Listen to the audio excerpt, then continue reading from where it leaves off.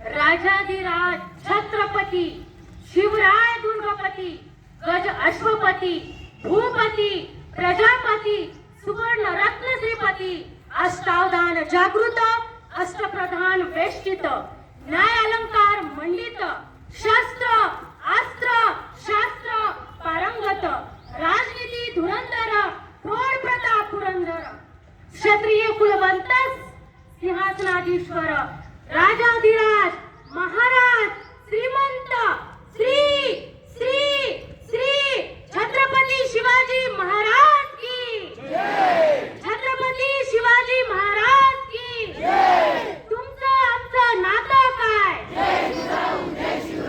तुमचं आमचं नातं काय महाराष्ट्र म्हणजे दऱ्याखोऱ्यांचा वाहणाऱ्या वाऱ्यांचा दगड धोरण्यांचा नद्या नाल्यांचा दिलदार माणसाचा देश आणि या महाराष्ट्रामध्ये 100 नव्हे 1000 नव्हे लाखो हिऱ्याचा देश ज्या व्यक्तीमध्ये सामावलेला होतो तो अस्सल हिरा म्हणजे आपला शिवबा राजा शिवछत्रपती शिवरायांचे 8वे रूप शिवरायांचा 8वा प्रताप शिवरायांचा 8वा साक्षप भूमंडळी हिंदवी स्वराज्याचे संस्थापक एक आदर्श शासनकर्ता छत्रपती शिवाजी यांना मी जिजाऊची लेख माझा मानाचा मुद्रा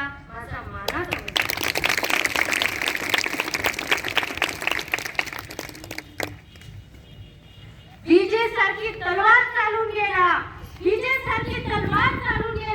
निधड्यात छातीने हिंदुस्थान हलवून गेला वाघ नफ्याने अफजल खानाचा पोदळ फाडून गेला स्वर्गावर गेल्यावर देवानी झुकून त्याला मुजरा केला असा मर्द मराठा माझा तुमचा शिवा होऊन गेला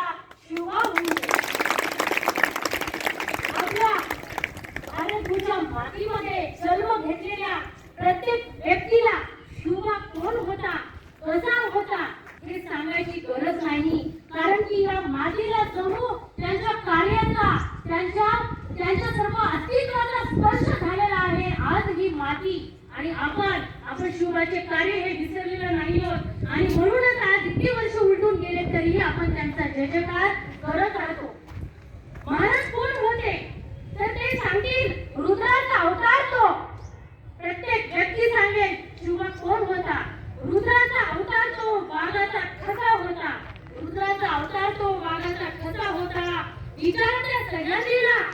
विचारत्या सह्याद्रीला आणि विचारत्या सागरी लहरीला माझा शिवा कसा होता त्याचं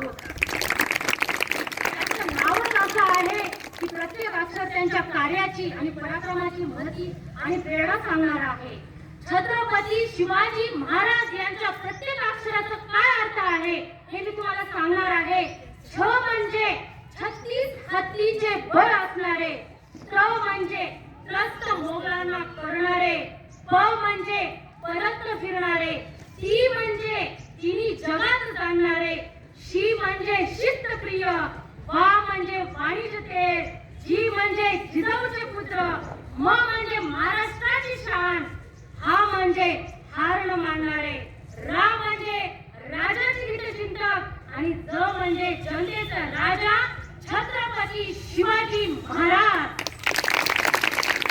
मित्रांनो आपल्याला जनावरासारखं वागणूक दिली जायची त्या काळी अरे अन्नधान्यावर तो सोडा पण आपल्या हा ध्येयावर सुद्धा आपला अधिकार नव्हता आणि आपण अशा वेळी आपण सुरक्षित नव्हतो अशा वेळी सिंदखेडचे राजे लखुजी जाधव त्यांची कन्या साक्षात दुर्गा भवानी जिजाऊ यांचा विवाह तोडीस तोड निजामशाहीचे थोर सरदार मालोजीराजे भोसले यांचे सुपुत्र शहाजीराव भोसले यांच्याशी झाला त्यावेळी महाराष्ट्रात 5 सुलतानी सत्ता राज्य करीत होत्या याच महाराष्ट्राचं नुकसान व्हायचं मराठा सैनिक नाहक होऊन मारले जायचे अशा परिस्थितीत महाराष्ट्राच्या भूमीला हवा होता एक झंकार धगधगता पेटता अंगार ची वेळ आली सह्याद्रीची गर्जना झाली आणि 19 फेब्रुवारी 1630 रोजी जिजाऊची फुले आली होती फळाला, कारण जनतेला पोशिंदा राजा शिवबा जन्मला,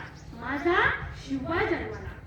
शिवबाचा जन्म झाल्याने गेल्या कित्येक वर्षापासून अंधारात चाचपणाऱ्या या महाराष्ट्राच्या माथ्यावर दोन प्रकाशाचे किरण पसरू लागले. जिजाऊनी शिवबाला लहानपणापासूनच सत्यासाठी व न्यायासाठी लढायला शिकवले. हे सत्य आणि न्याय काय होते या ओळीतून आपल्याला पाहून येते. जर कोणी, लक्षात ठेवा, जर कोणी चुकत असेल तर त्याला सत्याची वाट दाखवा. जर कोणी चुकत असेल तर त्याला सत्याची वाट दाखवा. आणि कोणी जर लढत असेल तर त्याला मराठ्याची जात दाखवा, त्याला मराठ्याची जात दाखवा. अशी शिकवण जिजाऊकडून त्यावेळी अशा वीर मातेने घडवलेल्या या पुत्राला मिळाली होती. आणि हे शिवछत्रपती म्हणजे नेमके त्यांनी केलं काय आणि कसे होते. शिवछत्रपती म्हणजे मावळ्यांचा मेळ, मनगटातले बळ, तलवारीची धार, छातीवरचा वार, मनातले धैर्य, सह्याद्रीचे शौर्य. जिजाऊचे पुत्र व्यक्ती नसून तो होता एक नवा विचार, व्यक्ती नसून तो होता एक नवा विचार. मातेकडून मिळालेले संस्कार व स्वराज्य स्थापनेची प्रेरणा घेऊन शिवाजी महाराजांनी आपल्या बांधवांना गुलामगिरीतून मुक्त करण्याचा उद्देश डोळ्यासमोर ठेवला आणि त्याची वाटचाल केली. जीवाला जीव देणारे मावळे समोरे ज्ञानेश्वराच्या साक्षीने स्वराज्य स्थापनेची प्रतिज्ञा घेतली. हर हर महादेव वचन आत्मसात केली आणि त्यांनी स्वराज्य स्थापनेची मूर्तपोड लावली. वयाच्या 16व्या वर्षापासून स्वराज्य स्थापनेचा प्रवास सुरू झाला. शिवरायांनी आपले ऐश्वर्य, कर्तव्यता, संघटन कौशल्य, राजधर्म पालन, स्त्री दाक्षिण्य आदी गुणांनी अनेक सत्य पारतंत्र्यात फुलाल्या मुलीला स्वातंत्र्य मिळवून दिले. भरपूर काही बोलावंच वाटतं मुलांनो, कारण की त्यांच्या शब्दामध्ये मी आज इथे प्रास्ताविकातून मी सौभाग्य समजते. आज मी त्यांच्याविषयी 2 शब्द तुमच्या समोर व्यक्त करू शकते, बोलू शकते. आज माझ्या अंगामध्ये असं वाटते की मी एक नारी असून सुद्धा भेटून मुलावर त्यांच्या कार्याची प्रेरणा म्हणा की आपण काहीतरी अलौकिक कार्य करावं असं वाटतं. पण शब्दात त्यांचा इतिहास सांगणं हे अशक्य आहे. शेवटी त्यांच्या या 2 वेळी तुम्ही सदैव तुमच्या स्मरणात ठेवायच्या. त्या म्हणजे मित्रांनो, आजच्या युगात खरी गरज आहे की शिवरायांचे विचार फूल अंगी बांधण्याची, शिवरायांचा इतिहास जपण्याची, गड किल्ले रक्षण करण्याची, जाती भेद न मानता सर्वांनी एकत्र येऊन कार्य करण्याची.